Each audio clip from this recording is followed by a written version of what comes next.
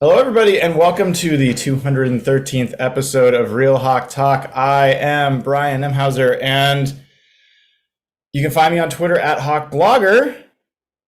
It is the start of the 2022 Seahawks season. I am incredibly curious about what we're about to see in the days ahead. The season officially starts tomorrow night with our just favorite Rams team taking on the Bills. It actually should be a fantastic game. And we'll get to watch Bobby Wagner in Rams garb, which will be super interesting. But let's talk Seahawks Broncos. And in order to do that, usually works best if I have some people to talk to. And tonight, we're joined by the queen of Seahawks podcasts, Dayna O'Gorman, at Dayna OG. She just finished her tour through press row. She is still making time for us, which we're very grateful for, and really happy to see you here, Dayna. How you doing?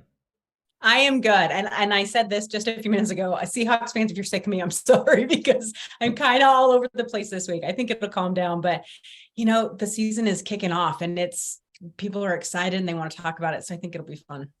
Yeah, absolutely. In addition to Dayna, we have the man who's on no other podcasts and has no life outside of this podcast. Because they won't accept me on any other podcasts. They don't want to hear me on any other podcasts. It's possible. I'm very happy to have you on our podcast, despite what other people say. His name is Evan Hill, at Evan Hill HB on Twitter. And dude, I'm glad. I know you've got a busy night and you were able to make some time for us. Appreciate you, dude. Yeah, I just kind of want to echo the thoughts you said opening this up. Like it just doesn't feel real that football's starting tomorrow. And with the the article that dropped from Brady Henderson this morning, there's so many like that article that dropped this morning, and I'm sure we'll get into it, just really increased my hype for Monday's game.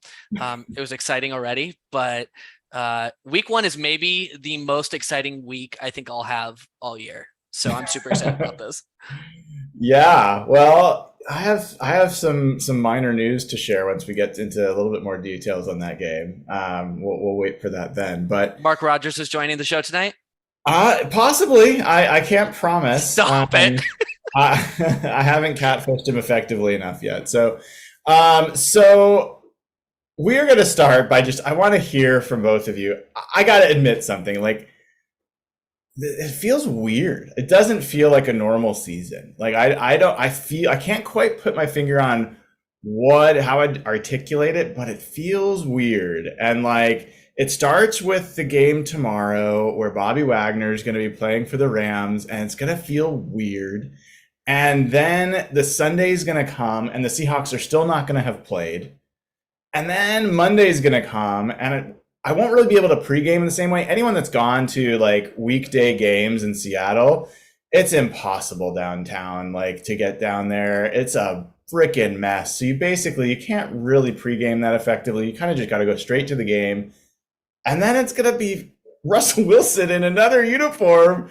And there's going to be probably fans in the stands booing and cheering. And it's going to be weird. And I don't know. So like I'm having feelings. I'm in my feelings about the start of the season, and I'm kind of curious. Like, Evan, how would you describe how you're feeling heading into this game?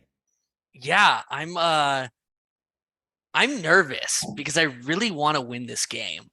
This is so weird to have Russell Wilson on the opposing sideline under a different head coach, playing for a different franchise. What's really kind of worked me up over the past couple of weeks, honestly, is just the shit talk that we're hearing from Broncos fans, expecting us to just roll over and lose by 70. Good chance we lose, but the confidence they have really fucking bothers me. And the tweets I've been seeing on Twitter, just acting like we're, the fucking Jets or something. It's just, they need to be knocked down a peg. And I hope that happens on Monday night. Does that answer your question? That's where my head's at. Yeah, wherever your head's at is fine. Dayna, how about you? I mean, where are you on like this whole situation? I'm absolutely dreading this game. When I saw that it was national TV, Monday Night Football, not only was I pissed we had to wait an extra day for the game, and that I was pissed that it was going to be national television, which means everyone will be watching, no distractions at all. I hate Seahawks national games just because I don't know, they give me extra stress. I wasn't going to watch it. I just had decided, my husband and I decided we weren't going to watch it. We're just going to skip this game. There's one or two I usually skip a year because they give me too much anxiety, and this was going to be it this year. And now I can't because I have to do a game recap on Tuesday. So I'm really not very happy about that. But let me ask you, wait, I have to interrupt. Before you go off that, why were you going to skip it? Like, what is your concern about what you're going to experience by watching this game? I don't know if I'll be able to explain it properly, but there are certain games where I get so anxious about Seattle looking like a complete disaster that no, it's true. And it's not even, I mean, this has been going on for 10 years. Like, I will never, ever forget. I missed the UMad game because I could not watch the Patriots come in and play. It gives me such anxiety. I can't eat. And I end up pacing around my living room. I might seem calm and collected, but that is it. Not with certain games. Other games, I'm like, oh, who cares? But some of them just really get me. And so this is about like, you've got a fear of a disaster for complete embarrassment. And then I also worry about, like, how am I going to react to the fans' reaction? I'm very worried about, oh God, I just don't want to look like a bunch of dicks on national television. I'm not even kidding you. Like, I can't, like, I just don't want, because there's going to be so much hype around this game. This is way bigger than Baker and the Browns. This is way bigger than all of that because the media has decided it is going to be. So I want to jump on that real quick. Did you guys see that this weekend's most expensive tickets are Seattle and Denver of all opening night games or all opening weekend games? Seahawks, Broncos. It's like the average ticket price is like $447, or maybe it was the minimum or something like that. It's crazy. That was the minimum. There you go. I would bet that Seahawks tickets are going to be among the cheapest in the NFL the rest of the way. But I guess for this one, I get it. Like, I got insanely good Chargers tickets with Josh. Yeah, we got. I actually feel like. Sorry, go ahead. No, it's fine. You're fine. I was just gonna say, like, tickets were so cheap. Like, we literally got like $80 tickets. Like, it was like 20th row up or something like that. Ridiculous. Go to a Chargers game. It's not expensive for sure. But this game, I feel like Seattle can win this game. I feel like if any team can come out of the gate and beat Russell Wilson, it's going to be Seattle. It makes just the most sense that way. I think we talked about that last week. But I'm very anxious about it. I'm so glad it's week one. I'm so glad it's over. And then hopefully we do not have to talk about this again, which of course is ridiculous. Of course, we'll talk about it more. But you know what I mean? It's like, anxiety. No, I think that's one of the big myths is that, we just got to get through this week one and then we'll be able to move on. Every week that Russell Wilson plays a game, every Seahawks fan is going to have a little bit of an eye on what's going on over there. Well, especially because of the draft pick, right? Yeah, but I think mostly because, like, there's a lot of priors, like, waiting to be cashed in. Like, there's folks that are dying to be able to say, see, Russell could never throw it over the middle. He's the problem, and he can't carry a team, and he's a disaster, and he's a limited core. He's Mr. Limited, right? Then there's the folks that are like, Pete Carroll is the worst. He kept this team from winning another Super Bowl. Look how Russell is just blossoming under a different first-year head coach. All he needed was a better system. And, like, I don't think there's any avoiding that. Like, the only thing that could avoid that maybe a little bit is if they both just totally crash and burn. Right? If they both have the same fate, if, like, the Seahawks are bad and the Broncos are bad, then everyone's going to be kind of, like, eating it, right? Like, it'll just be like, we suck. So yeah. How does that not cause you guys anxiety? It, like, just thinking about makes me hot. Like, I'm warm. Like, it's like, it stresses me out so much. Because I can't just be a fan in a town that the team isn't in and just ignore it and move on. I get to talk about it for the whole week after. And every time I go to work and every time we do this, it stresses me out. Well, that's why I don't think I could be like, I used to think, oh, sports radio would be fun to get into. Like I could imagine maybe transitioning into that career and talking sports all day. And then it's like 20 years of the Mariners not making playoffs and having to talk about them every day. That's rough. Like, I'm not a huge hockey fan. Having to talk about the Kraken, I would be happy to talk about the Storm. Take a moment and just say congratulations to Sue Bird on an amazing career. Represented Seattle amazingly well. We're certainly fans of her on this pod. But yeah, like I kind of pick my moments where I'm ready to invest my emotional health in this, and at times that I protect myself. And I could not talk about it all the time, but I don't know, like I kind of geek out on just the matchups. I mean, I'm guessing this is not where either of your heads are. Evan, I'm guessing you want us to dive into that article from Brady, and maybe you too, and we could talk about that. For me, that a lot of that's like old news. I am super interested in like how this game is going to play out. Like actually talk about real football, real things that are in front of us. And like, I want to like dissect a little bit. Like, is it just as simple as that Russell Wilson is their quarterback and that's why everyone just assumes that they're going to roll and Geno Smith's our quarterback and that's why we're going to lose? Or is it like beyond that? Because when I wrote my tale of the tape today and I was looking at the Broncos defensive line and their pass rush, and I was looking at their secondary and their coverage, and I was looking at their DVOA rankings, and I was looking at their PFF rankings, and I was looking at all these other things, and I was looking at their offensive line, I was looking at the receivers. I'm like, really? This is the team that everyone's like hyped about? I got questions. That's what I want to talk about. But like, let me know. What my concern is heading into this weekend? Yeah. It's our cornerback situation. All right. Say why. Michael Jackson, Tariq Woolen, are both starters for us in week one. Rookies, untested, or is it TBD, Dayna? I'm not. Yeah, they said Jones still might make it. Okay. Yeah. Regardless, that concerns me. Russell could really take advantage of that. The Broncos offensive line is really good. I think they were like top 5 or 6 in pass pro last year, maybe 7. If Russell has time, he could really pick apart those corners. And maybe they end up being day one solid contributors. I just think there's a question mark there, and it's a potential attack vector for them on Sunday or on Monday.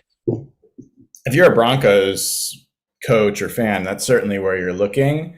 I would just offer one. I was surprised how many of the beat reporters were talking about that depth chart, which literally at the top emblazoned said unofficial depth chart. But every year this comes out, and every year the coaches say, the PR department creates that depth chart. It is not from the coaches, and it is never right. It's never right.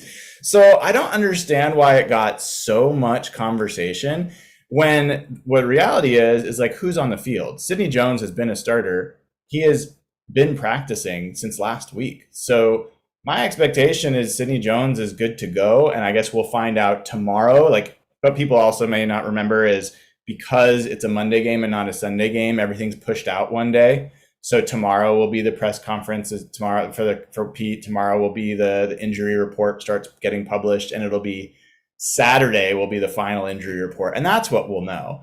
I do not expect Artie Burns to play. I didn't realize until recently that he re-injured his groin in the Dallas game.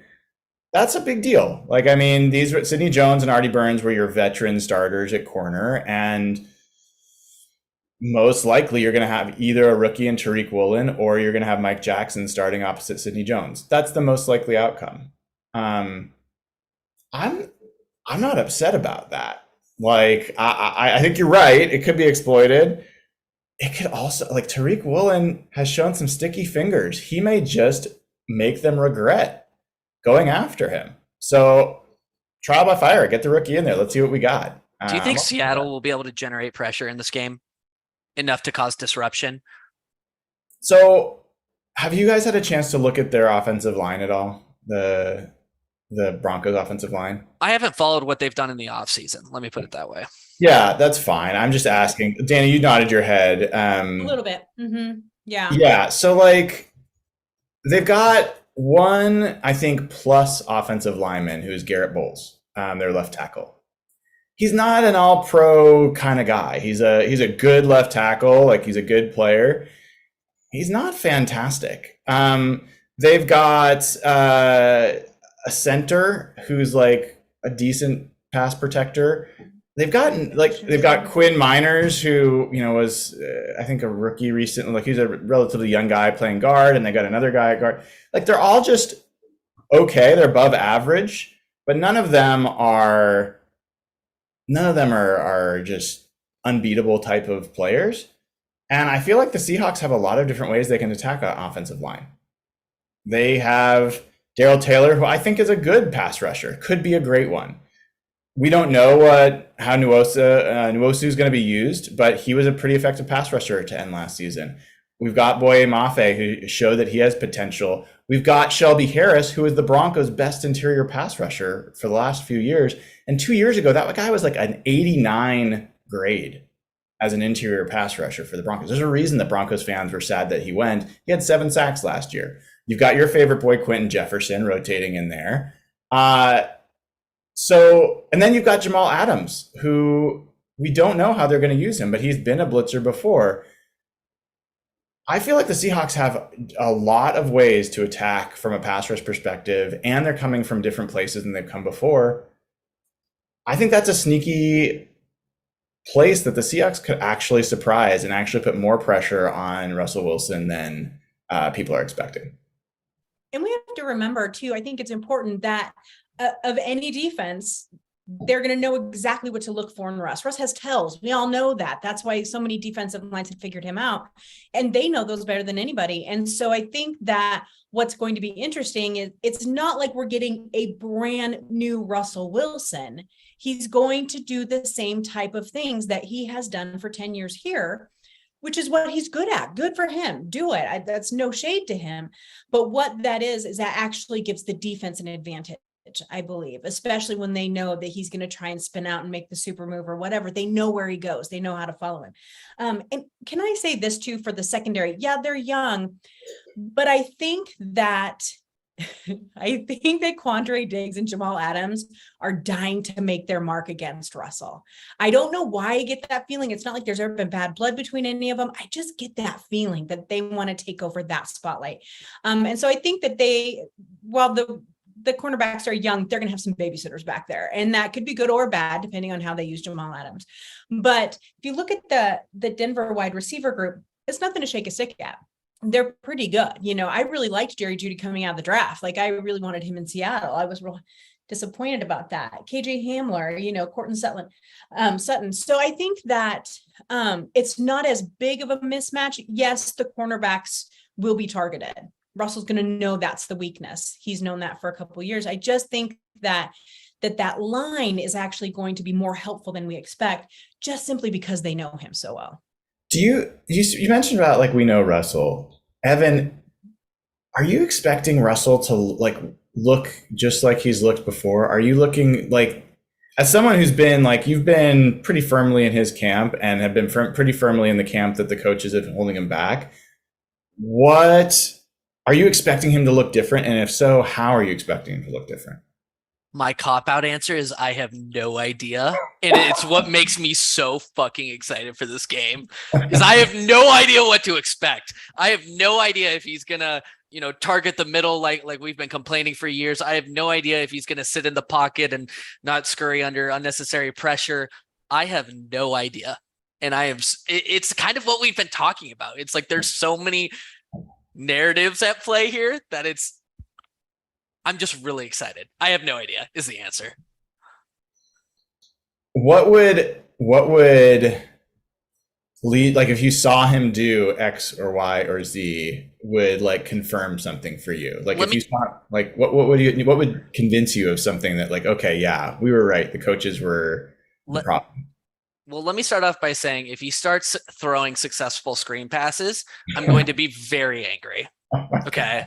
So I'm going to be very upset.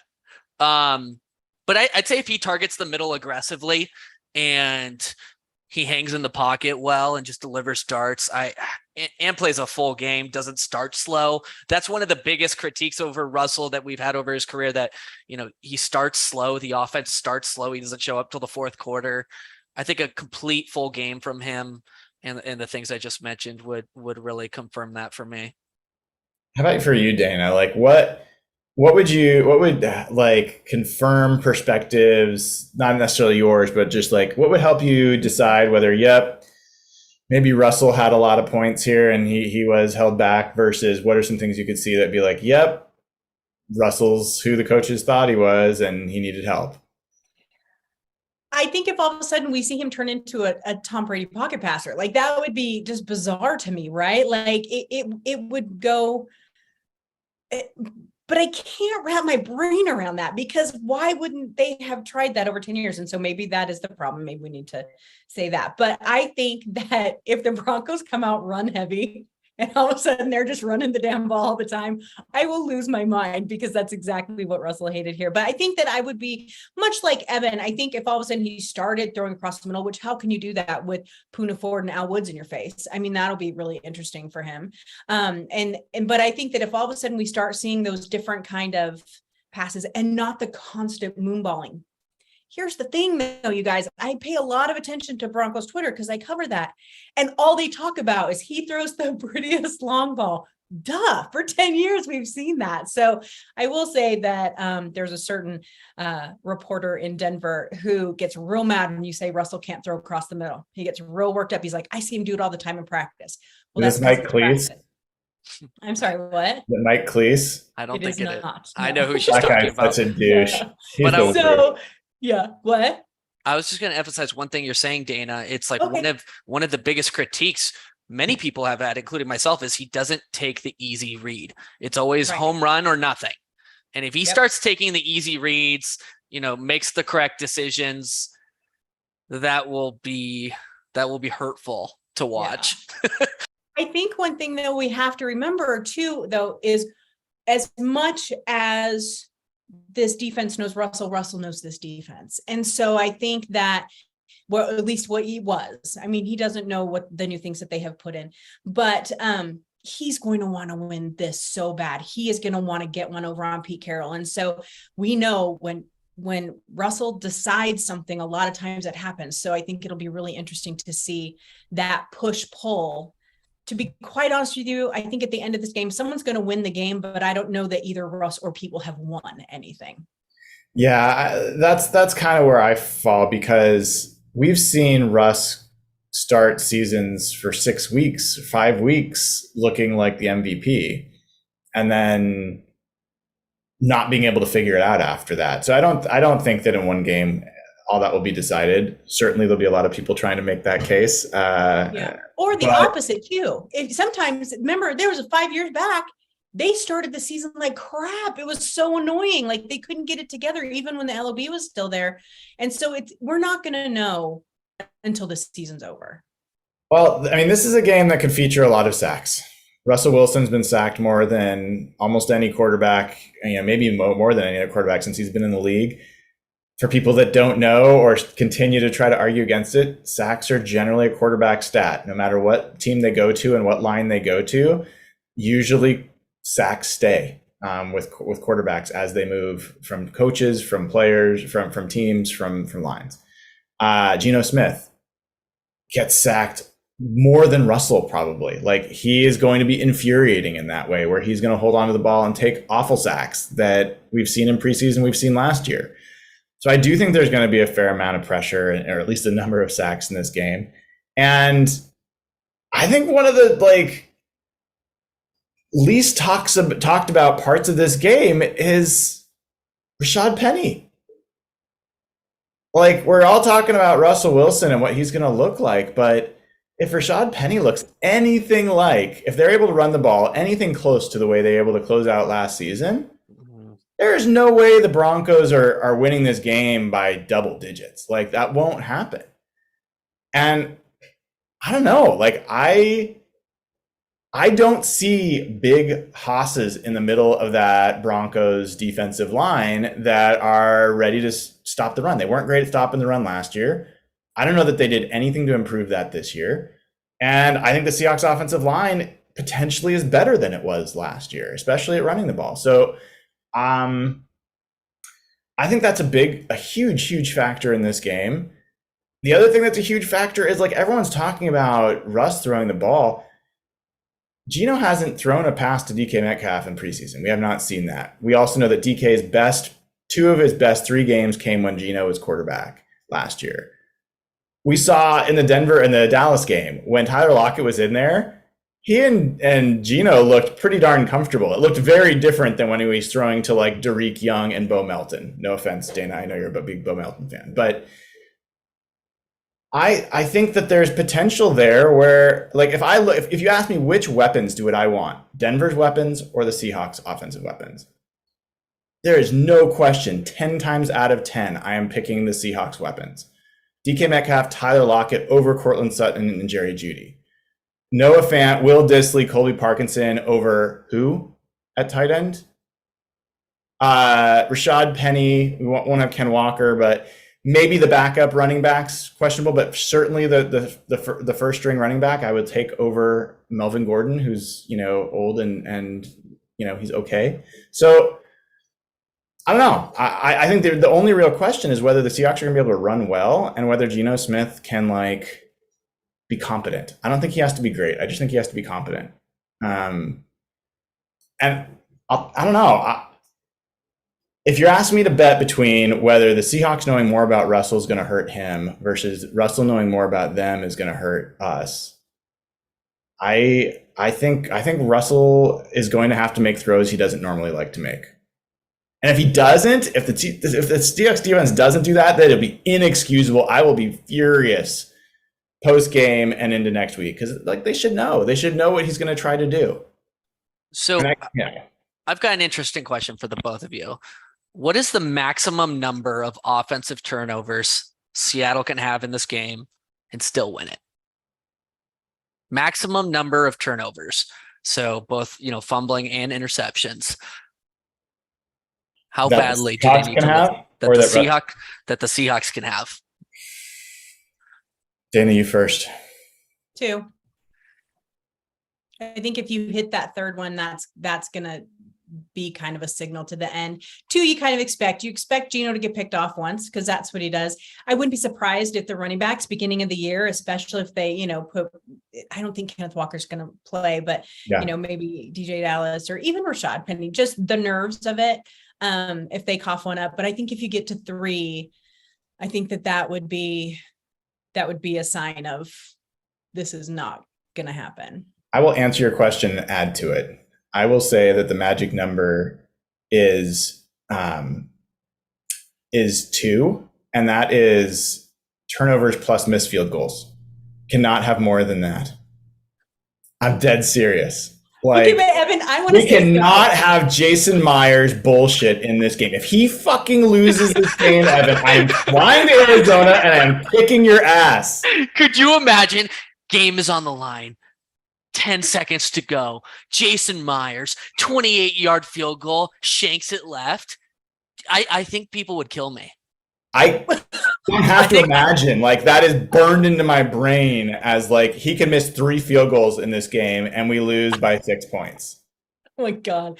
I have to say this though, Evan, in your defense, the other night on a prediction show, I predicted that Seattle was going to win on a last second field goal from Jason Myers. And we were all going to have to shut the hell up about him for the rest of the season. Oh, I would never stop talking shit. But to answer my own question, I think I'm more aggressive than both of you. I think it's got to be 1 or less.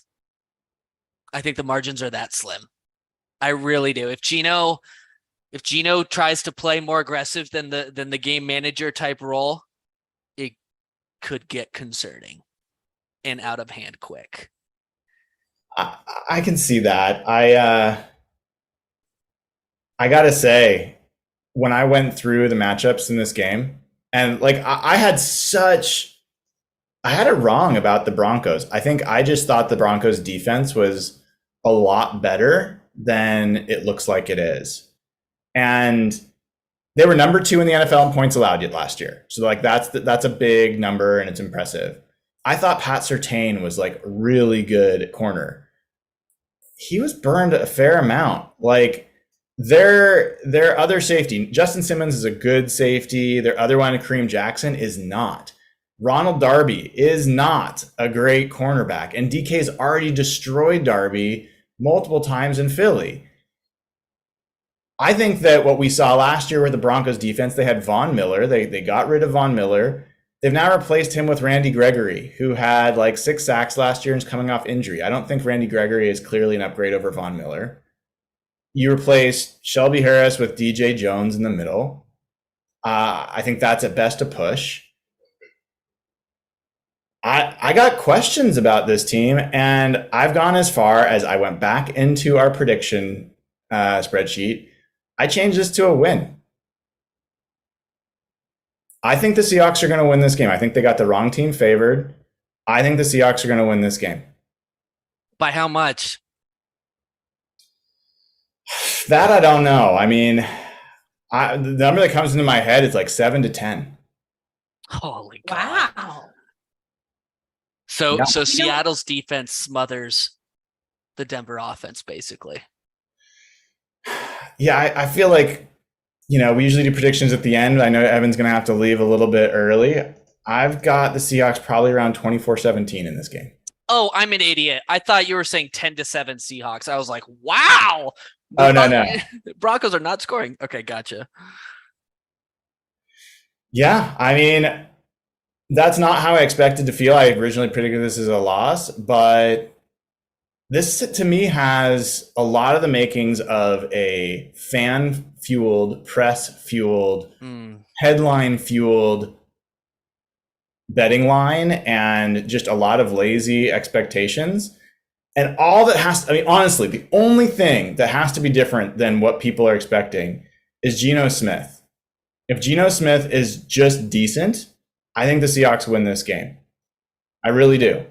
If he's a disaster, then they won't be able to win it. I think it's going to be that simple. And I think that Russell will do some things, but I have a feeling it might be tougher, and I have a feeling there might be some turnovers. I have a feeling there might be some interceptions in this game for Seattle. I think there could be some mistakes. People are, I think, underestimating Russell playing with a new set of players. Did not play preseason with them, did not play real games. This is his first time doing that with a new offensive coordinator. Yes, there's supposed to be plays that he's comfortable with, but with new players, I think there's potential for this to be one of his shakier starts. We've seen it with Russell. We've seen the first games of the year where it's like, oh my God, why is this happening? I think this could be one of those games. I have a critical question. Yeah. For Monday. What is the weather forecast? Because I've always been a proponent of never making Lumen Field a dome. I love the elements, of course, especially over the past decade. Do we know if it's going to rain? What's it looking like? It's going to be 76 degrees. Stop it. Are you fucking with me? Mm-mm. Nope. Oh, that's too bad. Well, they're mailing it in. Seahawks are losing by 50. Game over. Here's one thing I think that we haven't mentioned yet, and I think it actually deserves to be mentioned in the equation of balance between these two sides, is the crowd. Now, the one thing about Russell Wilson is he's always been on the positive end of the Seahawks crowd. And I have seen over and over these huge arguments of, do we boo him? Do we not? And everyone's like, no, you cheer when he's warming up. And the minute that game starts, you boo. That he is now your enemy. And I really think that the crowd is going to be deafening.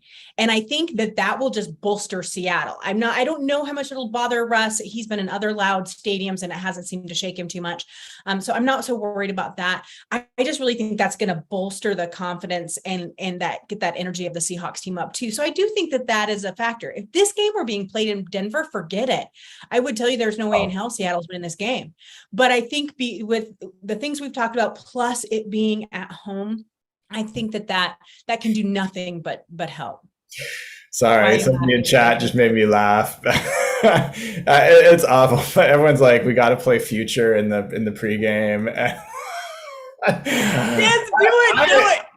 Like, it's not because I like want bad for Russell. Like, I mean, I do from a performance standpoint, but like, I do love next level trolling. Like, I mean, and like we get to do that to Russell because he was here and left. You know, like the Broncos fans and Broncos social media accounts that are like trolling Pete Carroll as if they're on his mind at all. Like, only interactions that the Seahawks have had with, or the Broncos have had with Pete Carroll is them whooping their ass 43-8 in the Super Bowl and then beating them again the next year after they like made a huge deal about it. So like, I don't get that. Where's that swagger coming from? Who is raising the 12th man flag? Do we know?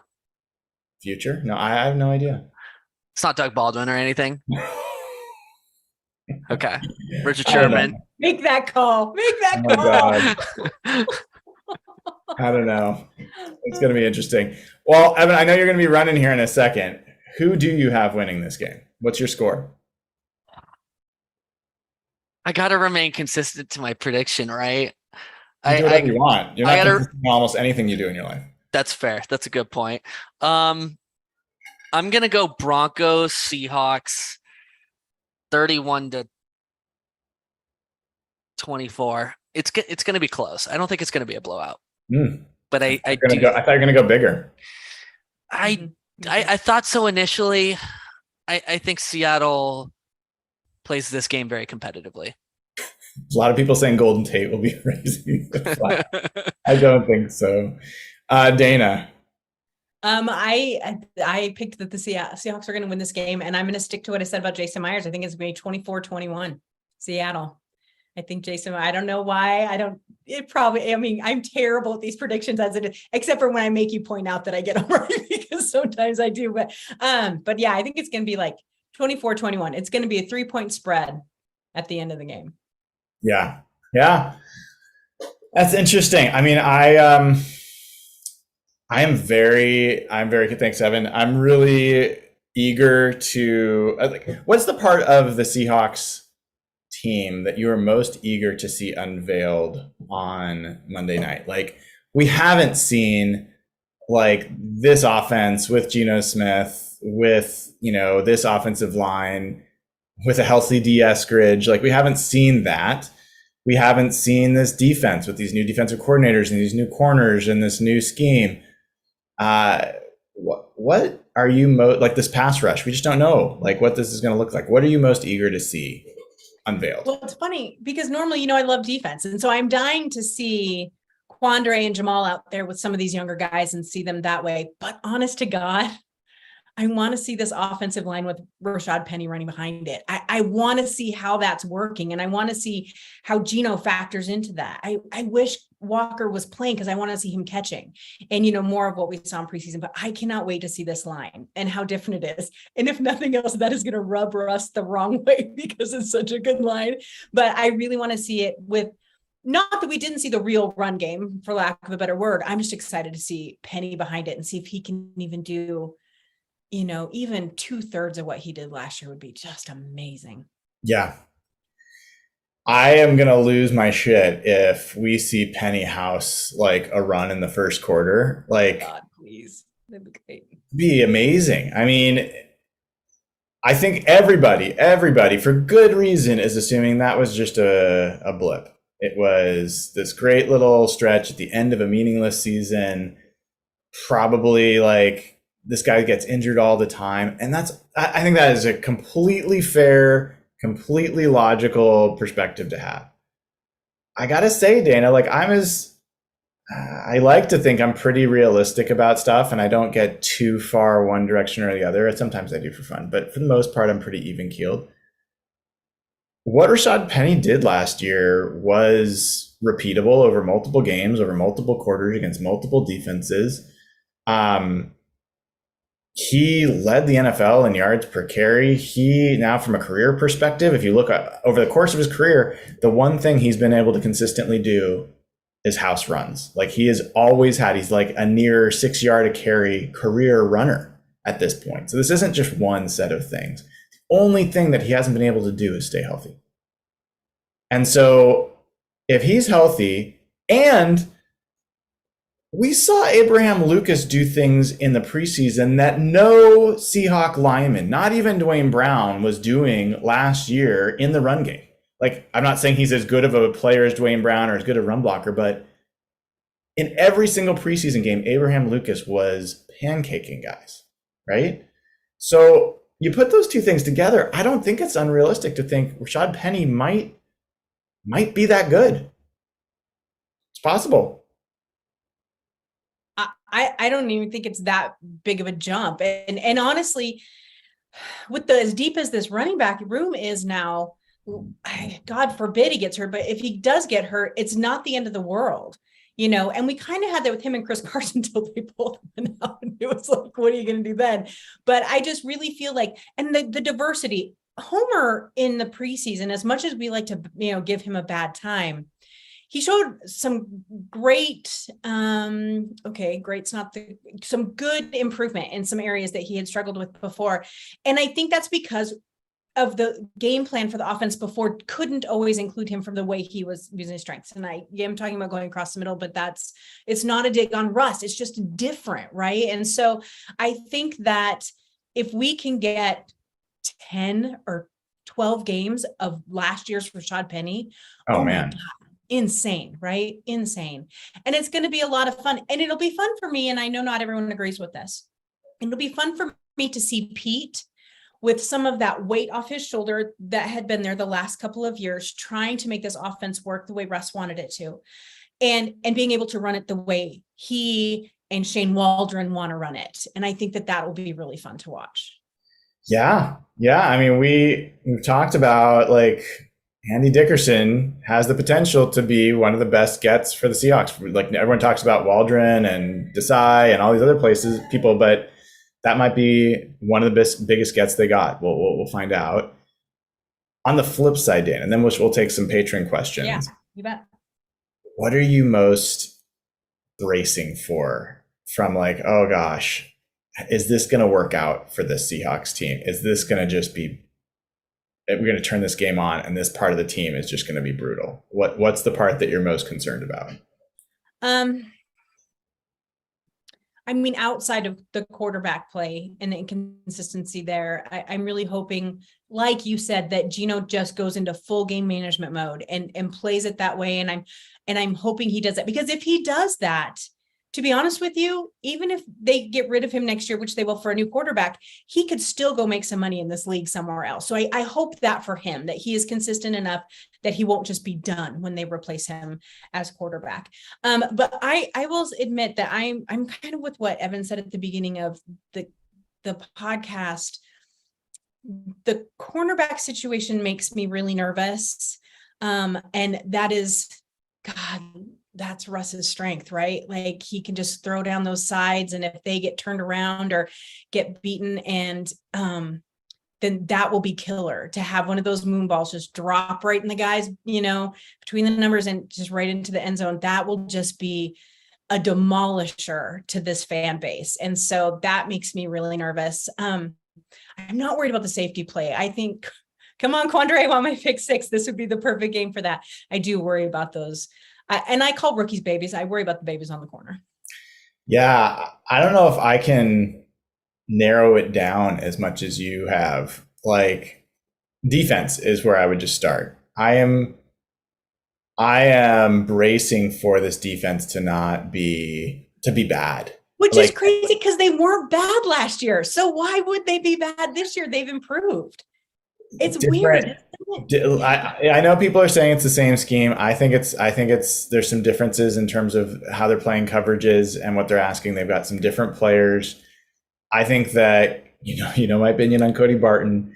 I think this is one game where the middle might not be as threatened because of how Russell has typically been. So maybe you get away a little bit more, and they don't really have Tim Patrick, like one of their slot receivers. He's out, so maybe the middle and the linebackers don't get exploited as much. But I am like bracing for seeing guys open by a few yards and just like, just get off the field, guys. Get off the field. Like, one of the things, we talk about Russell. One of his consistent from a long time ago weaknesses has been third down play.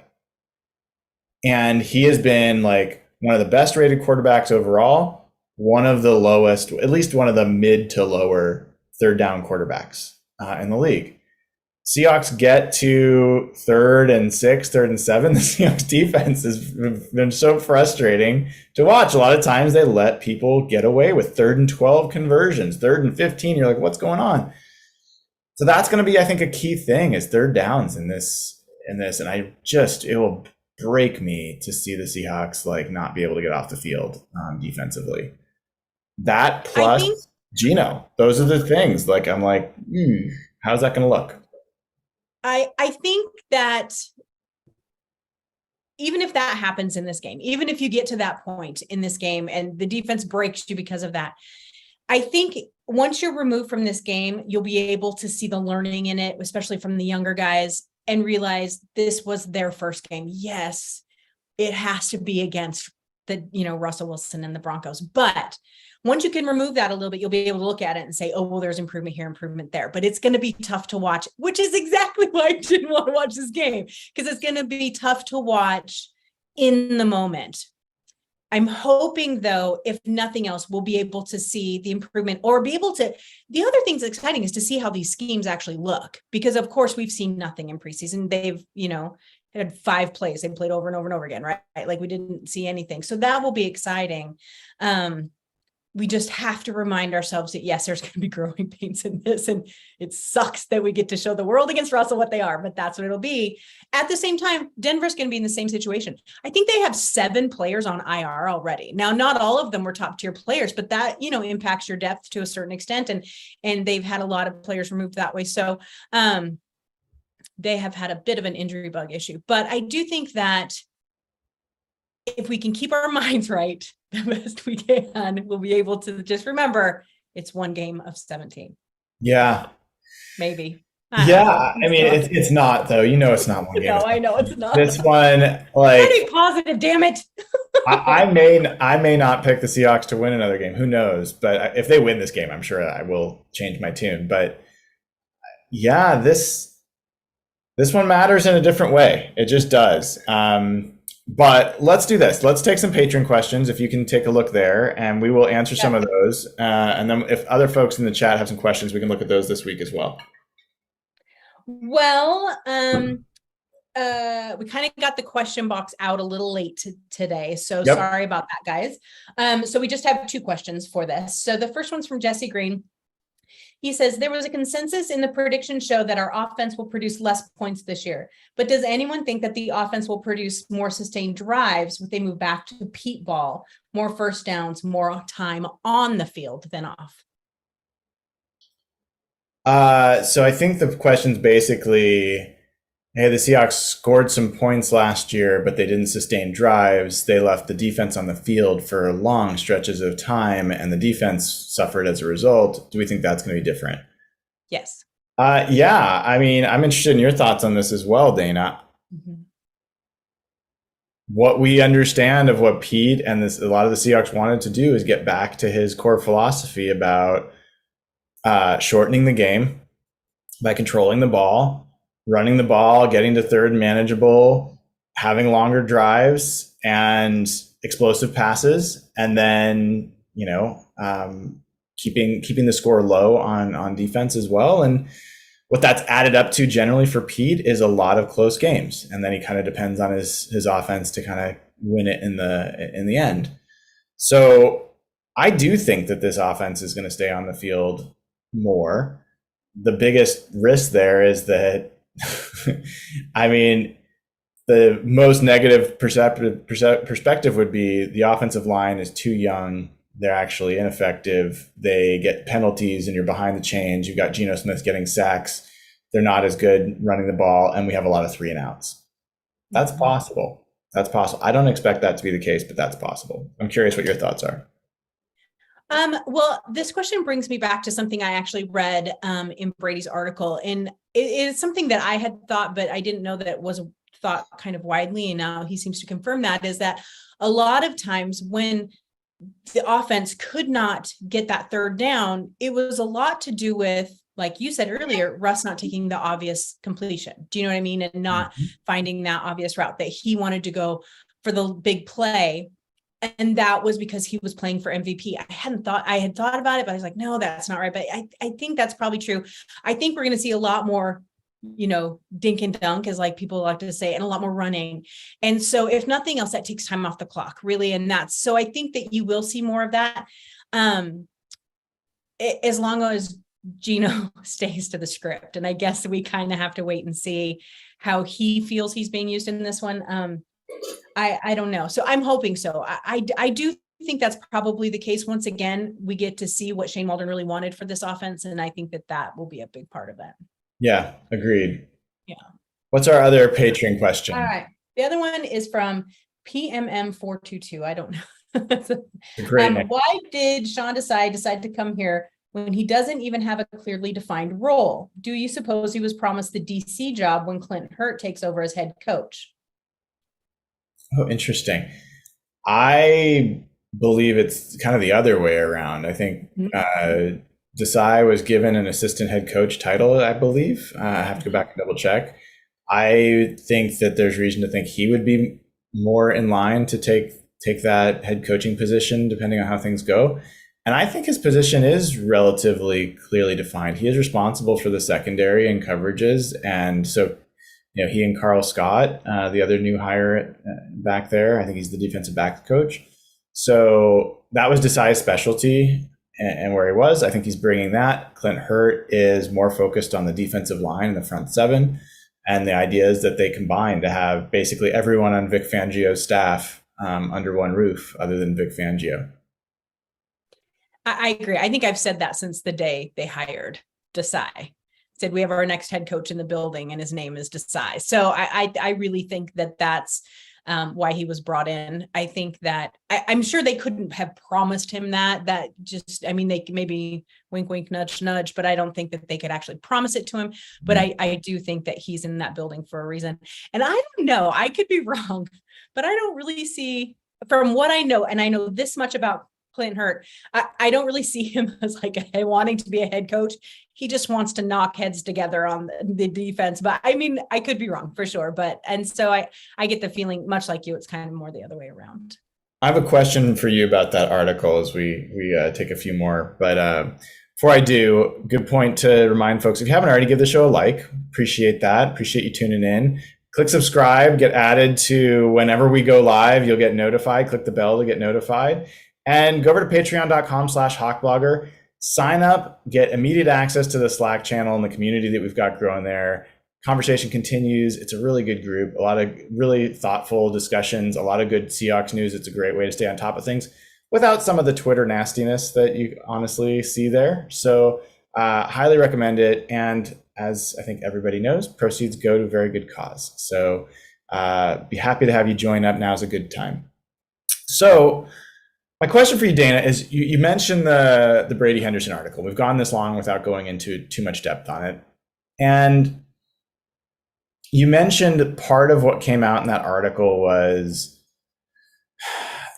a little bit more transparency about how important MVP was to Russ.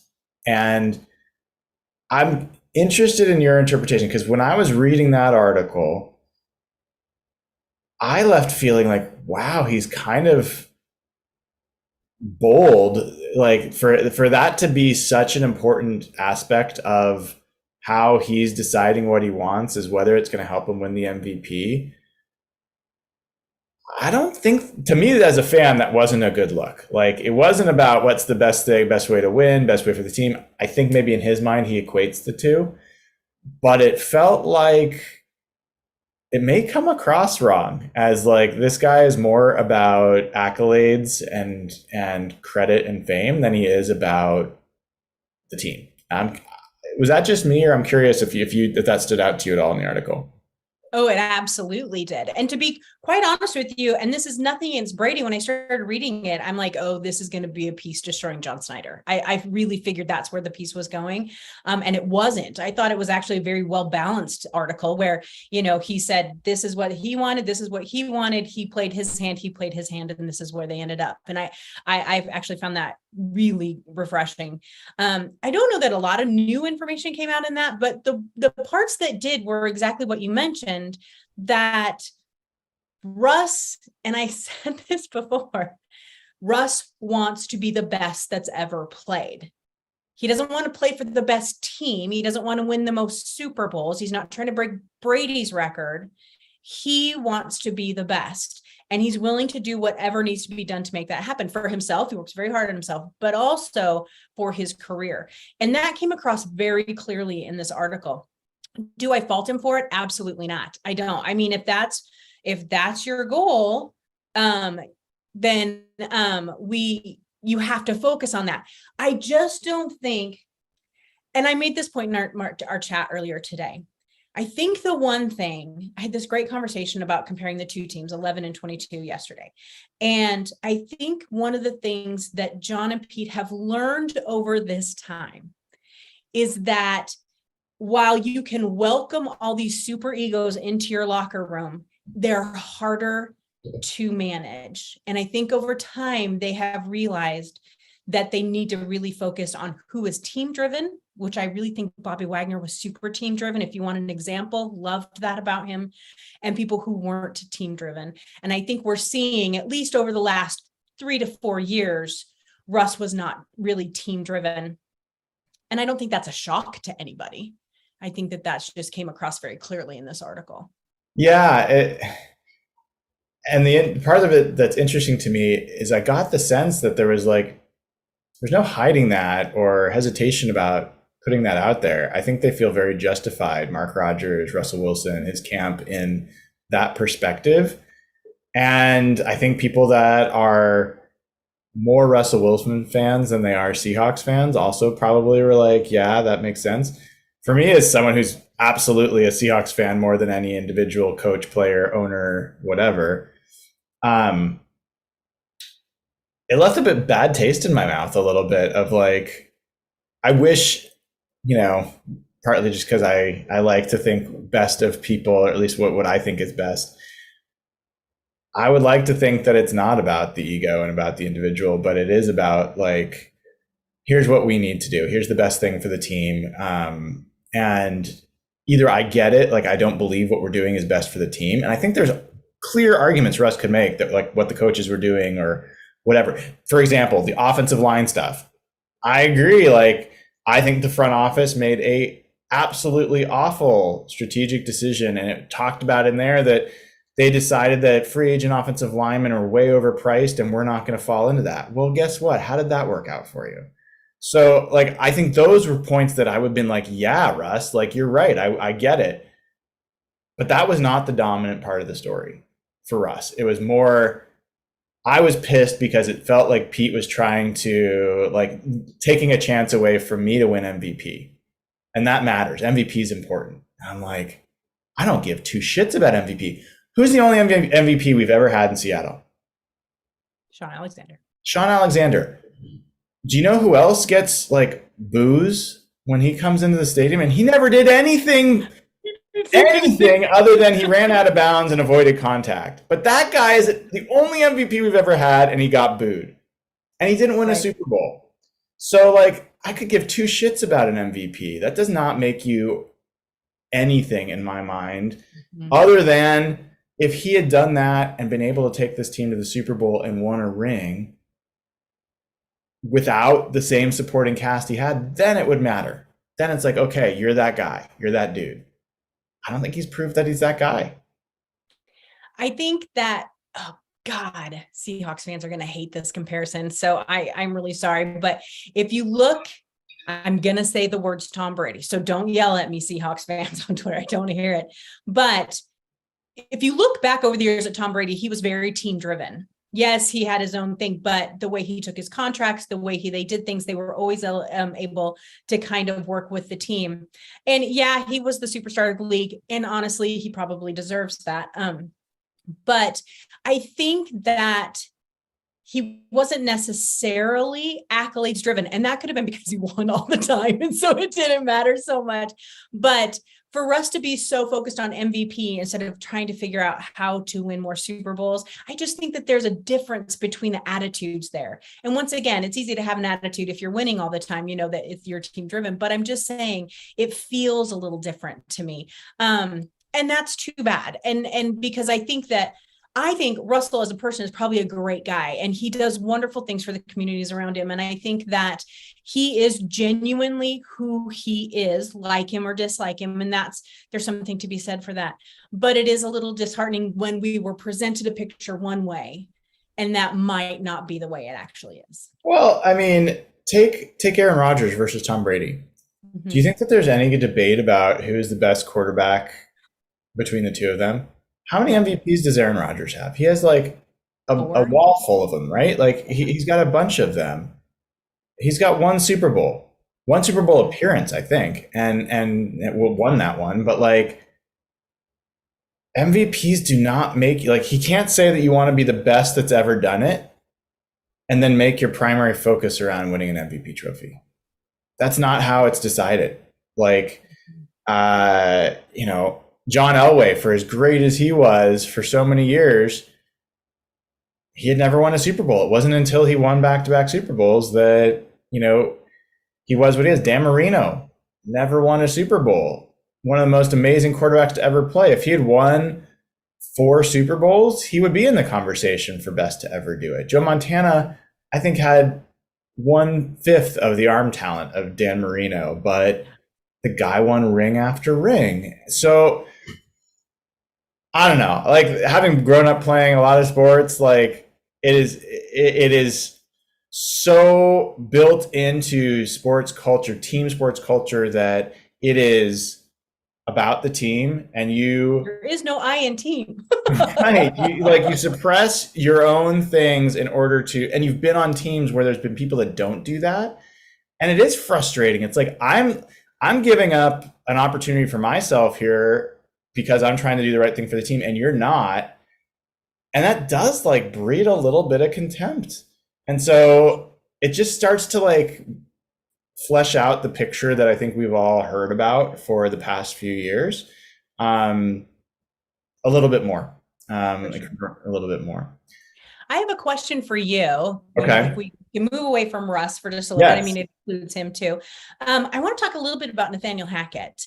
I'm fascinated to figure out what type of head coach he's going to be and what he's going to bring to the table. So obviously he comes from Green Bay, so it's very quarterback centric, which I'm sure appealed very much to Russell, but a completely different type of quarterback. I mean, you cannot compare the styles of Aaron Rodgers and Russell Wilson. And he was so offensively minded. He now has to come in and work with a team that has a brand new quarterback who he's letting run the show. By all means, we have read that over and over and over again. What Russ wants, Russ gets. But a defense that needed help. And yeah, they brought in Randy Gregory, who's still questionable for the game, by the way, and, has been around for a minute. They brought in some pieces. I still have no idea if Hackett is going to be able to come in and run a complete team. I think it's going to be fascinating. We won't know that. We just won't until we see more from that group. Like, what happened in Green Bay is Aaron Rodgers was, going the wrong direction in a lot of different statistics and his level of play and the team's overall level of play.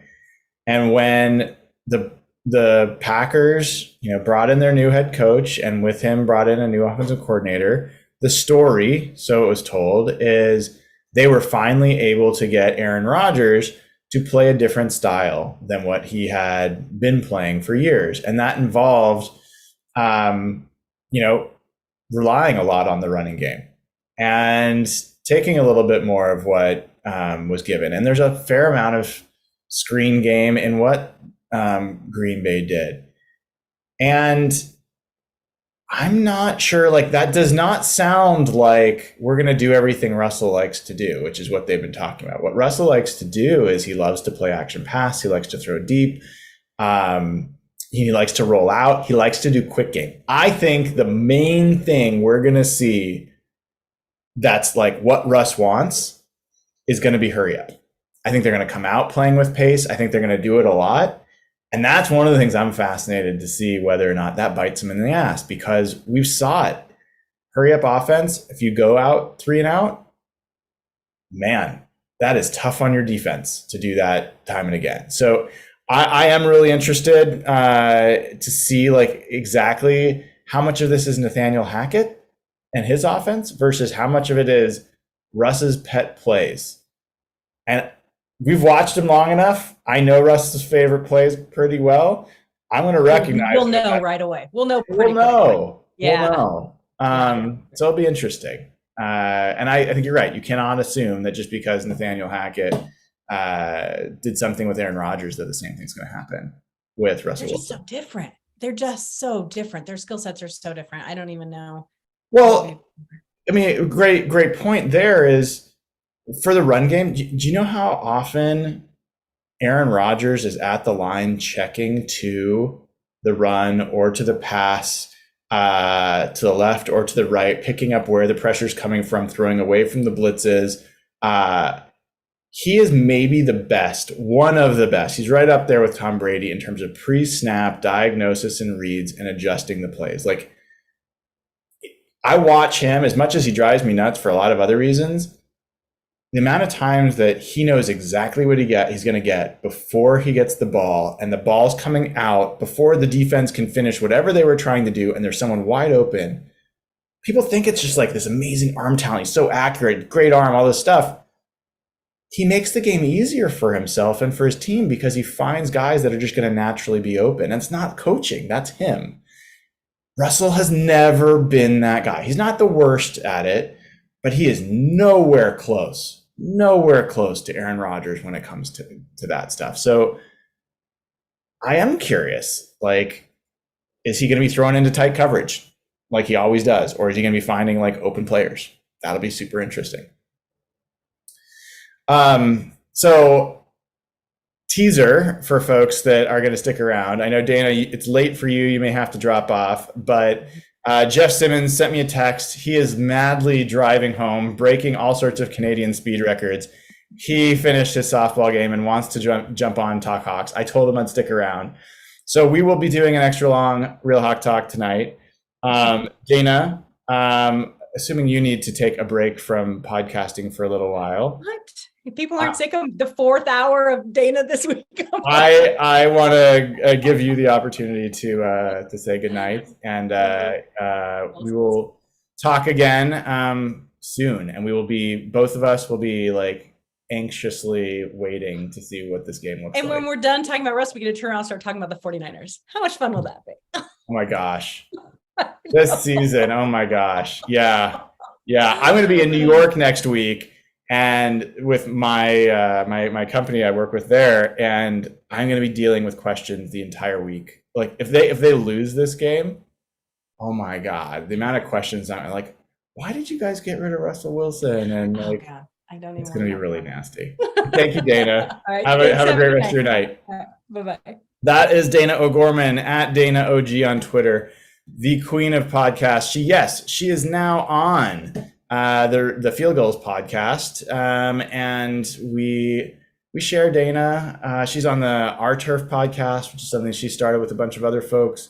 Dayna's great. She's going to continue to be part of the show, and it's going to be a fun season as things continue to progress. While we have a few minutes before Jeff joins, I'd be happy to take questions from the chat if people have any. And outside of that, I want to talk about a couple of other things. Josh is asking me if people are curious what I do for work since leaving Adobe. I will take a minute to share about that. Not too long. For people that don't know, I took a year off after I'd worked for 24 years at Adobe doing all sorts of jobs there. And really missed working with a team and, helping to build teams and do a bunch of stuff there. And so I wanted to find a for-profit social impact company. And I did. It's called Propel, not like the sports water. It is a fintech startup based out of Brooklyn, New York. And we help low-income Americans find jobs, save money, manage their government benefits, and just help their overall financial wellness. So it's a really, really cool job. It's been amazing meeting a lot of people that are super smart and super mission driven. And we're trying to find a way to both make money, which we're doing pretty well at right now, and make an impact socially with people that are in low income situations. So really, really cool opportunity. And if you want to learn more about Propel, let me know. I'm happy to share more. Feel free to go to the website. So that is more than I usually share about my professional life, and perfectly timed. Jeff Simmons has joined. Jeff, at Real Jeff Simmons on Twitter. How did the softball game go, dude? Oh, you cut out. You hear me now? Yes. My microphone changed to the good mic you got me. Nice. So yeah, we lost in the sixth inning of the playoffs. So no more softball. It's now football season. That was like the last game? Yeah. Oh man, I'm sorry. That's all right. It's all right. If we won this game, I was going to have to potentially miss Thursday Night Football next week. Yeah. And it's Chargers against Chiefs. So it's a pretty good result in the end. Okay. All right. Before you came on, I offered to take some questions from chat, and you just heard me answering one. But there was a question for us, for Brian and Jeff. This comes from the New American Underground. Doesn't the linebacker situation scare you? How long before we bring some folks in? I'll start. I know, Brian, you've talked about this as much as anyone. They're playing with fire here. If Jordan Brooks gets hurt, and he's such an important, they have nothing. It's going to be Cody Barton and Ballore. So to me, depth is a big, important way of how you evaluate a roster. And even we don't know how good this is. Barton's first time he's going to get expanded playing opportunity, and he's shown mixed things at best. So I don't know if they're waiting for the wire or they're just playing with fire here, or they have something else up their sleeve. But as someone who grew up following roster building, to me that is maybe the biggest domino that can break their whole team. If Jordan Brooks gets hurt, they are screwed at inside linebacker, and their defense relies on middle field coverage. So to me, it's playing with fire. Yeah, and the other question that's a follow-up to that was this comes from Andrew McCrae, 100. How would you feel about the defense if they replace Barton with Blake Martinez? I want to hear your answer to this, but Blake Martinez is a name I brought up. I was interested in following what was going on. He is an inside linebacker. He's a guy that played for the Packers. He started there and had some pretty good years there. Had a good first season in New York, had a down season last year, and as a free agent now. He's a young dude. He's only 28 right now, and I would feel more comfortable with him on the roster than without him. I don't know that he's the answer to anything, but I'm not sure that Cody Barton is. Or I'm pretty sure he isn't the answer to it. So that's kind of my take. I don't think he's the panacea, but I'd like to see him on the team. Yeah, it's just having an extra body there to me who can he's not the answer. He's not going to change the ceiling of the team. But again, one injury, when you're looking at rosters, you're supposed to look at Jenga pieces. I mean, if you pull the Jenga piece out, the whole thing falls apart. Yeah. Right now, it's just Jordan Brooks, and having Blake Martinez who could step in is super valuable. And you remember some of the years the Seahawks were great, guys like Malcolm Smith came in and played, and Russell Okung missed a big part of their Super Bowl season, and they didn't fall off a cliff. And if Jordan Brooks gets hurt or Cody Barton isn't good, they just don't have an answer right now. So Martinez, he's probably a better run player than middle of the field coverage player at this point of his career. But again, to me, to have a body that can come in and step in and play, I don't really understand their plan there. And some years we can kind of see these things happen before they do almost, and talk to a pass rush and corner and center, things like that. And this to me is the glaring one. They have a lot of draft picks next year. Everyone's focusing on quarterback. They're going to need to upgrade that spot too. Do you think there's a chance that Cody Barton ends up playing like 10 snaps? Like, is there a chance that they're going to be dominantly 3 safety looks and Jamal Adams is essentially the other inside backer?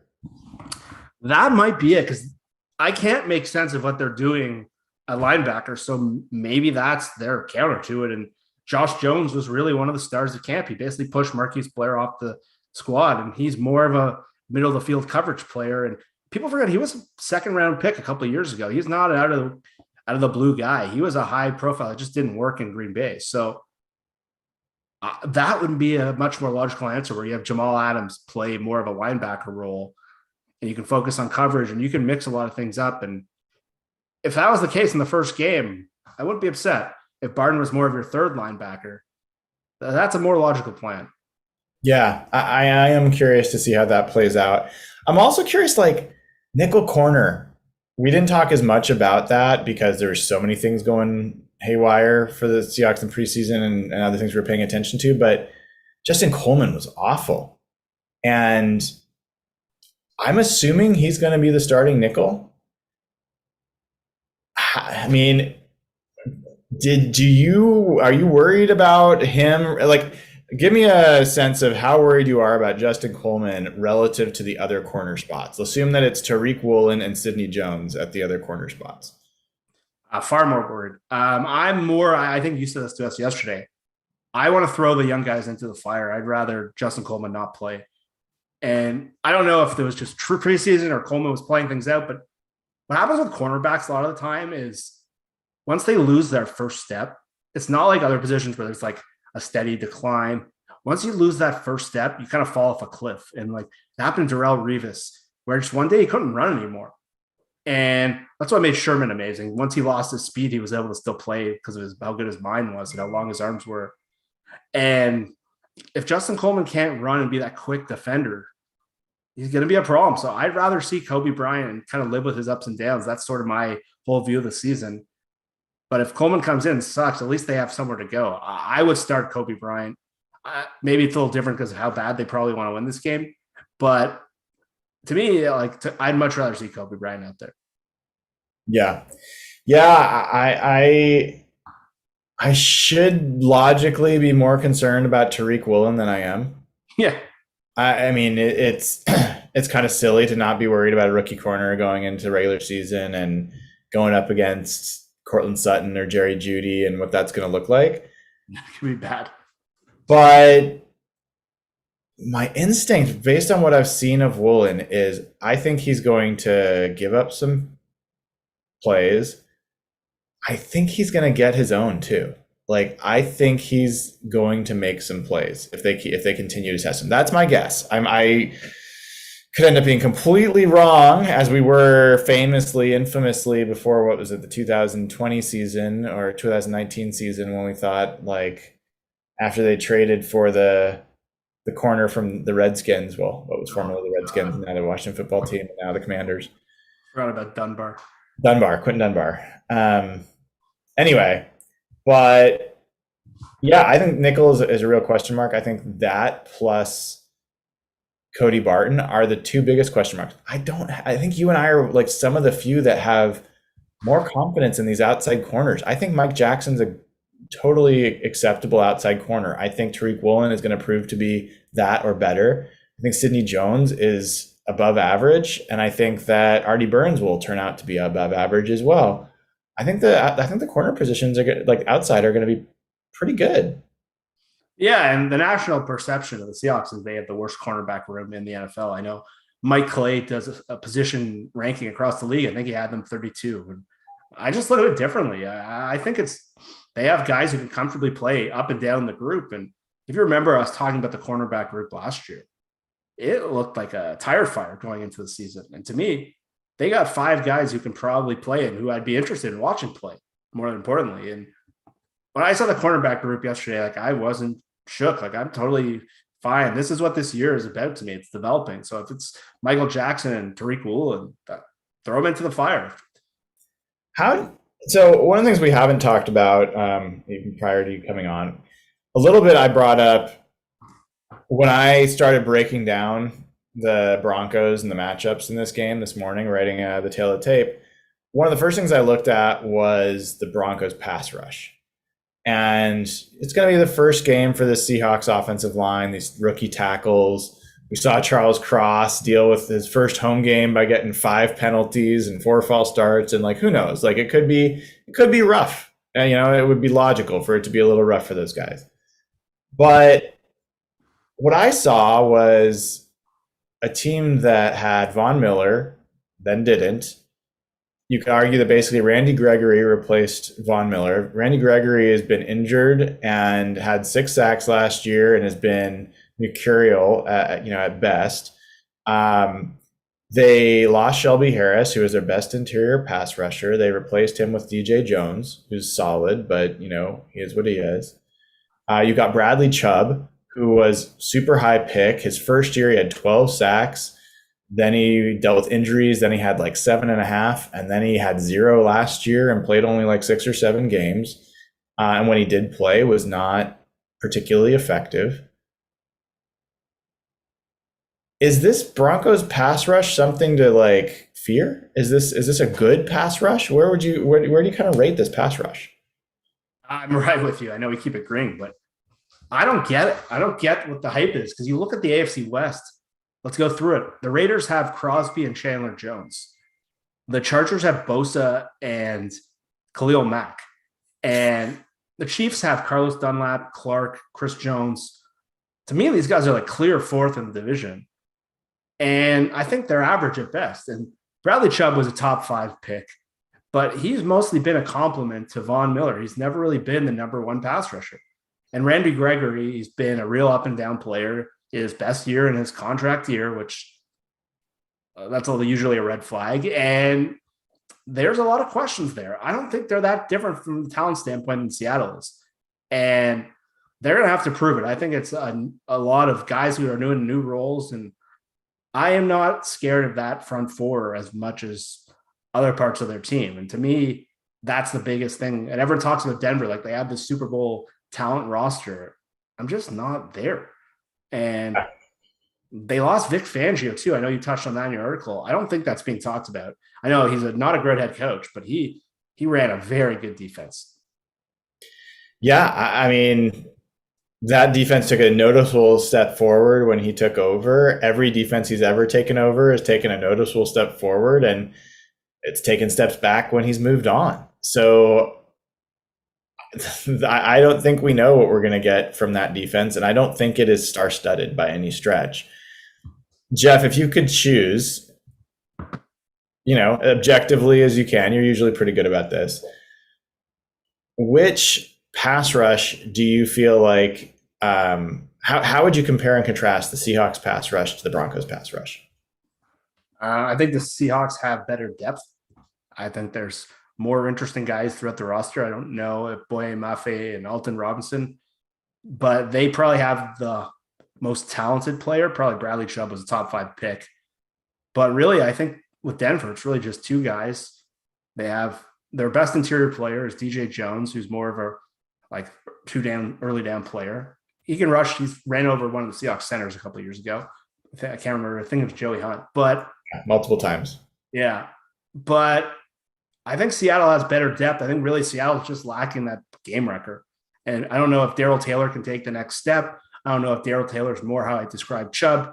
So this is a really interesting year because I think the Seahawks have really good complementary rushers, but they're missing that one blue chipper. And I really think Denver is sort of in the same boat.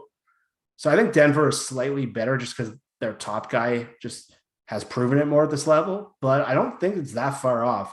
People talk about Seattle, like their pass rush is for me, like this is exactly the kind of group you want in the development year, where you want to see, can Darrell Taylor kind of take the next level? What is Chenna Nwosu going to do? Is Boye Mafe a player at this level? Like in a development year, you got 3 interesting young players. To me, that's pretty good.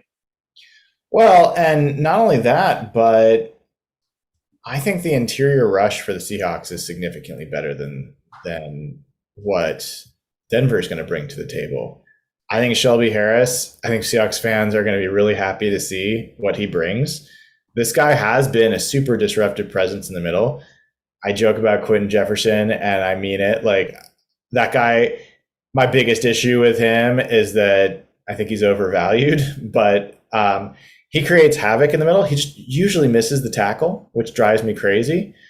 But I think those two inside bring something. I think Poona Ford has brought a little bit from a pass rush perspective. Brian Monet actually brought a little bit from a pass rush perspective. I don't think Hal Woods is much of a pass rusher, but, you know, I think interior pass rush really matters. And I think the Seahawks have more interesting pieces on the interior than they've had for years.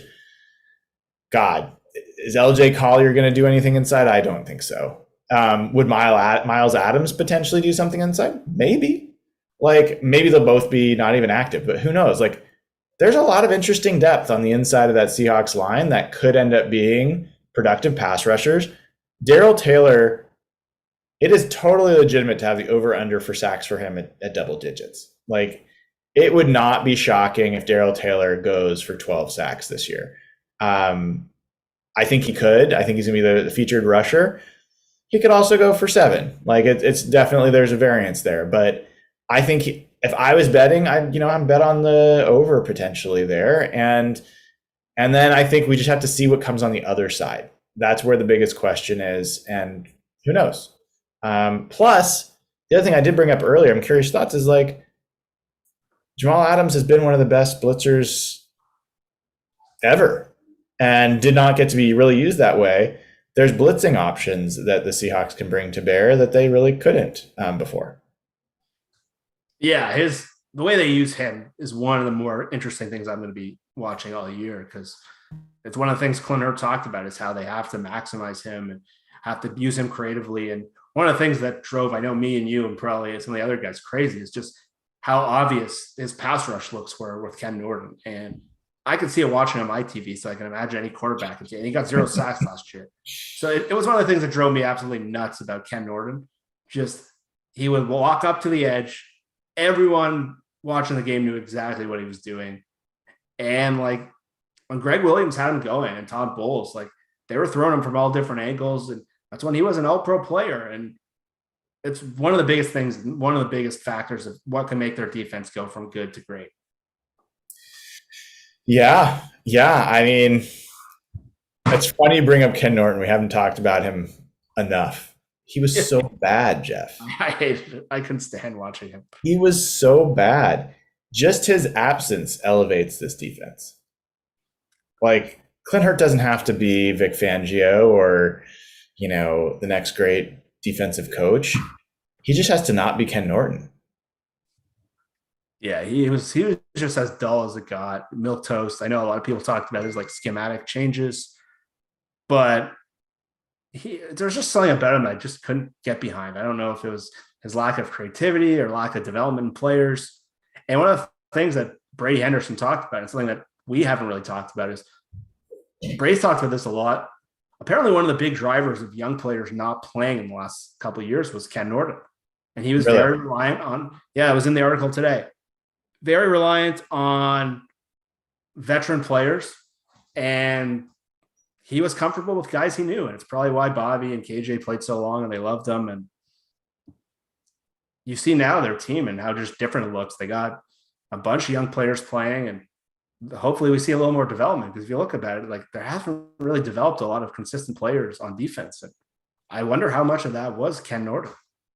Well, and DJ Reed on his way out, even before his way out, but there was conversation in that locker room by the corners that they didn't like the coverage that was being called. Trey Flowers was one of the guys that said it, so no one took him seriously because Trey Flowers was bad at football. But there was a belief that the corners were being asked to play off coverage a lot and not press a lot, and that meant that the defense was somewhat more passive than it had been in the past.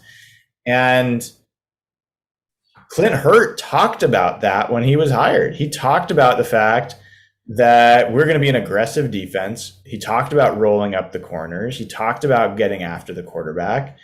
I hope that wasn't just bluster. Like, I want to see 6'4", 70,000 inch arm Tariq Woolen pressing at the line of scrimmage and being physical at the line of scrimmage and using his 4.2 speed to catch up if the guy gets behind him. So I don't know about you, Jeff. Like, I can handle it. I won't be happy, but I can handle it if they get beat and if they give up some plays. But I almost I'd rather see some of those plays getting behind them than see a bunch of short shit that they're not like playing close on, or 3rd and 6 and being 8 yards off and giving them first downs. Like, that's the stuff that drives me batty. Yeah, I just watching the last 3 years. It just seemed like teams completed the ball in those 3rd downs so easily, and they went away from dictating the game. And I know Clint Hurt came out, and that was a lot of what he talked about. And as a defensive line coach, it probably drove him a little crazy too. And I know the way that Vic Fangio's defenses have played have just looked differently than that. And really, when Seattle was at its peak under this regime, they really dictated play on defense. And they really haven't been to that. They've been more passive. They've been trying to win in the red zone, more bend, don't break. I hated watching that. I want to see them be aggressive and try to make plays. And it's probably why their turnovers were so down the last few years, because they were just trying to let things in front of them. What do you think? What are you expecting to see in the chess match between Russell Wilson and the Seahawks defense? Are you expecting Russell? Let's say this: like, are you expecting Russell to look significantly different with Nathaniel Hackett and with this new team? I'm not. I think it's going to look very similar. And maybe I'm completely wrong. I think there'll be a lot of what he likes to do. I think there'll be a lot of tempo and hurry up and throwing down the field. But I don't think, I think there's going to be more for transition than what he thinks. Like, you look at some of the best quarterbacks who have switched teams. I know they've won a lot, and Stafford transitioned really smoothly. But Brady and Aaron Rodgers with new coaching, it took Rodgers a full season basically, and took Brady basically the whole year. And I think those guys mentally are just way ahead of where Russell is. And I think there's just going to be growing pains. And I don't think he'll hit the ground running. I think it's going to look a little similar, though. The play calls will be a little different. They probably won't run as much on early downs. They'll probably do more of how Russell wants to play the games. But I think Russell's skill set is just pretty obvious. And in a way, it's limiting, but he's good at what he's good at, and he's great at what he's great at. So I'm not expecting to look different. I'll take the L if he comes out and lights the world on fire, and it was the Seahawks holding him back. I'm not expecting that to happen. I think he's going to take his sacks. I think he's going to hit his big plays. I think he's going to spin out of stuff, make some plays, but I think it's going to be similar to the ups and downs you saw the last couple of years, where he still has his great moments, but there's moments where he just can't get the 3rd downs going. And it's going to be so fascinating to see if I'm completely wrong, or if the Seahawks were wrong, or if we actually have been holding him back this whole time. It will. It will. So you were not here when I shared. We already did some picks, and after doing my tail of the tape and actually looking at the matchups here, I flipped. I changed my prediction even in the prediction sheet. I'm picking the Seahawks to win this game, and I am curious where you're at as we're getting closer to this game. Who are you picking? What's the score? I'm still picking Denver, unfortunately. I hope I'm wrong. I think it will be a close game. I'm going to say 23-17. I just think there's going to be a big of a learning curve for Seattle, but I think the formula's there. The recipe's there to win. Like, week 1, number 1 is like, it's a strange week every year. I don't think it's as crazy. I don't think the two teams are far off talent-wise as people make it out to be. I think the teams are far closer outside of quarterback and probably the number 1 corner than it's made out to be. I think the rosters are pretty similar. And I think Pete and the defense are going to know how to play Russell. I think that's going to be an asset. But I still, at the end of the day, the better quarterback usually wins the game. And I don't, like, I know what Gino is. The thing that Gino isn't great at is kind of winning the game in the 4th quarter. And really, if there was just a slightly better quarterback, I would pick Seattle, because I think they match up very well against him. I think Russell's going to have to turn over the ball for them to lose. My instinct is that there's going to be at least one pick for the Seahawks in this game. And Yeah, I think turnovers will play a pretty meaningful role, and the hope is that they'll go in the Seahawks direction. All right, Jeff, anything else you wanted to cover? I know you're coming on here at the end, but happy to stick around if there's any other topics you wanted to cover before we let folks go. Did you read that article today from Brady? I did. I had to kind of like scan it. I didn't read every little bit, but I read a decent chunk of it. It was, I read it. It was just fascinating to me to see like completely different takes from the different people that read it. And I know like where Evan went with it, like he used it to just confirm his priors. I was watching like a national radio show in Toronto or in Canada, all of Canada. And all the guys they're all former pro athletes. They were blasting Wilson. Like it was fascinating to see because just hearing from our side, everyone's kind of making fun of the Drew Lock stuff. Pete pissed off Russell. They wouldn't stop bashing Russell for being upset. Like he didn't have his MVP stats in the game they won. And these were all former pro athletes. So it was interesting. Their takeaway after reading that was just that Russell is way more concerned about himself than the team. And kind of seeing those quotes from Schneider, where I think it was from Schneider, the front office, where they were like, are we trying to win the games? Or are we trying to make Russell the MVP? Like I couldn't get that quote out of my head.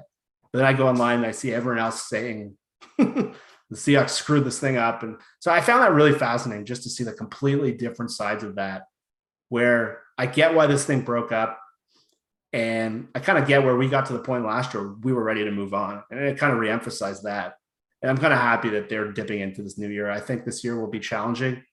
But that article, I think Dayna said the same thing today. That article almost reemphasized that I'm kind of happy this thing has moved on and moved forward. Is this the coach I would want? I don't know, but that's a story for another day. Yeah, that's a different part of it. For folks that hadn't seen it, if you go to Brady Henderson's Twitter account on ESPN.com, you can also find it there. Pretty big expose feature article on the divorce between Pete Carroll, Russell Wilson, and the Seahawks. And it went into multiple years of history of how things developed. And we talked about this a little bit before you jumped on, Jeff, but like I asked Dayna, because one of my takeaways was like, wow, Russell was, and his crew was pretty unabashed in just saying that they wanted an MVP trophy. And it was like, whoa. Like, that was like all these pro hockey players who were on the show were like really taken back by that. I think that's what we were talking about. I was talking with Dayna. Like, if you've played team sports, like the notion of someone putting their own awards as like, even if like secretly, like you obviously you want to play well enough to get recognition and respect. Like I think that's just a given, and you're not a bad person or a bad teammate for that. But it's just generally frowned upon to like talk about it, to talk about individual accolades over team accomplishments. And maybe that's the new generation. Maybe that's someone will argue that that's totally fine, but it definitely like left a bitter taste in my mouth reading that stuff. It was that plus the other thing that was interesting in that article that I thought a lot of it was not new news, but part of it is that there was a bit of a divide in the Seahawks organization. There were some coaches that thought Russell was going to be able to adjust and continue to be a prolific, top quarterback. There's a lot of folks in the Seahawks organization that felt like he was a declining player, and a lot of folks outside the organization that thought he was a declining player. And specifically brought up, is he going to become a more consistent pocket passer who's willing to check down when his deep passes aren't open, which has been one of my primary frustrations with Russ. He's shown no signs of that. That's one of the things to watch for with the new team. Yeah, it's to me like that's. I almost going to be more like fired up watching Denver and cheering against them to lose this year than arguably watching Seattle games. I think if people are like unenthused or kind of down right now, I know I could tell just from the energy of some people. If you want energy for this season, and it's not the Russell thing, I don't care how you feel about Russell. You could love Russell, you could hate Russell. We have the Denver pick next year. So Seattle's future in large way will be impacted by how Denver does this year. So if you need some like energy or enthusiasm every Sunday, like go put on your TV and cheer against Denver. They play in the hardest division in the league. And I was thinking about putting an article of like different ways how you can kind of get through the season and enjoy it. And that's one of them. Another one, I don't know if you could, I don't usually watch a lot of college football. I follow the prospects like in December. I was following like some of the top guys all day. I know last year's draft, if you remember it, like it was kind of weak at the top, and like Trayvon Walker went number 1, and Seattle ended up doing pretty well, it looks like, with Cross. But this coming draft is really exciting. And the thing is, it's another thing for Seahawks fans to probably target. They got 2 first rounders and 2 second rounders. There are a lot of quarterbacks, and there's a lot of blue chip defensive players.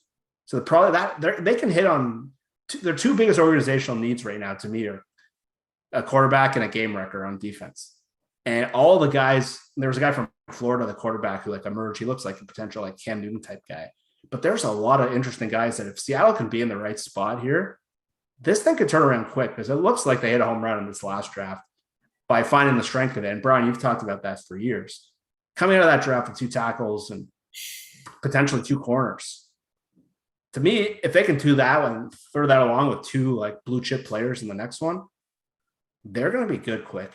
Yeah, I agree. I will be pretty happy if we're able to watch like the first game in the preseason against the Steelers. Perfect example. They lost that game in an embarrassing fashion, right? Like, wasn't it Locke that like didn't pick up a blitz, and as soon as the Seahawks had recovered the ball, then he gave it right back? Like, it was a humiliating way to lose a game, right? I was so encouraged. I was so energized by that game because of the way Abraham Lucas and Charles Cross played, and where that offensive line in general played, the way the running game looked. They put up 180 yards or whatever it was. If this team, like you and I have talked about it a million times, 2011 ended with Marshawn Lynch destroying Ray Lewis, in a game against Baltimore late in that season after they figured out how to run the ball effectively. They became, like, that was Richard Sherman came on in that season, Brandon Browner. They started finding out who they were.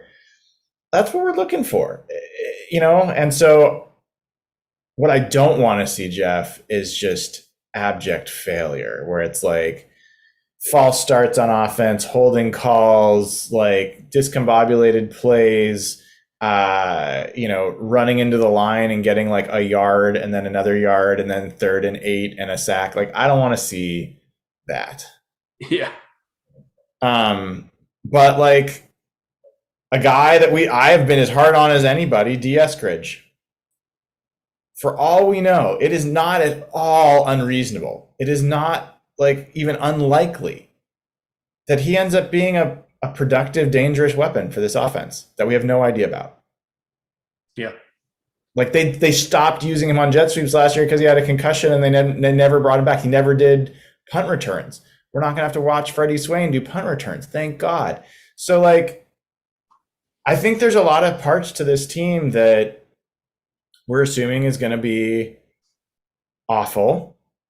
And we picked it to be that way. And it might be. But I think you and I just want to see evidence of growth and progress and building blocks start to be put in place. Yeah, and really the over-unders for this team are like 5.5, 6 wins. I haven't seen anyone yet pick them to make the playoffs. I read all that stuff. I still haven't found anyone yet. I did see one guy pick Pete Carroll to be a Coach of the Year candidate.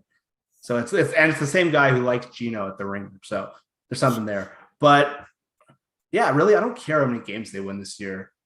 I care if they're setting up and building towards 2023. And I think the tackles might struggle at first. I think it's very different to go against backups to play Bosa and Hutchinson and Cam Jordan and all these guys week after week after week. But if by the 3rd and 4th quarter of the year, this team's starting to come together and you're starting to see pieces that you can kind of move forward with, to me, that's a win more than anything. I don't care if they win the games. This is the only game like I really want to win.